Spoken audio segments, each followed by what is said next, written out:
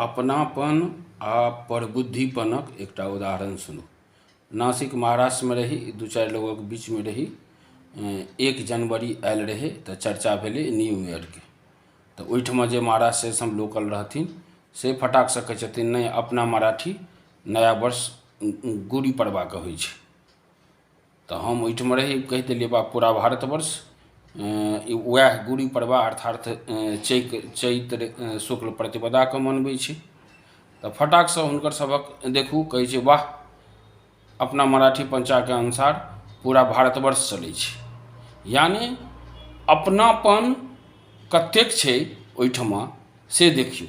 और हमरा सबमे प्रबुद्धिपन ततेक अछि जे तुरंत अपन जे मनाबै छी जे पाबनि त्यौहार जे अपन परंपरा अइ से बिसरि जायब और बाहर के कतौ टीवी पर देख लेबै कतौ सोशल मीडिया पर देख लेबै तो फटाक से जे जा हनुमान जयंती तो आइ छै यौ हनुमान जयंती अहाँ कार्तिक शुक्ल कार्तिक कृष्ण चतुर्दशी के मनबैत आबि रहल छी से अपन बिसरि गेलियै। और दोसर ठाम जे भऽ रहल छै बाकी लोग तो चर्चो नहीं करै छै कहियो जे अपन पाबनि त्यौहार छै सएह करत लेकिन एहिठमा तुरंत चर्चा शुरू भऽ जायत। तो यह प्रबुद्धिपन छै अपना के बिसरब अपन भाषा लिपि संस्कृति के बिसरब तो यह हाल होयत कतौ के नहीं रहब कोनो ठौर ठिकाना नहीं रहत सब किछु बिसरि जेबै।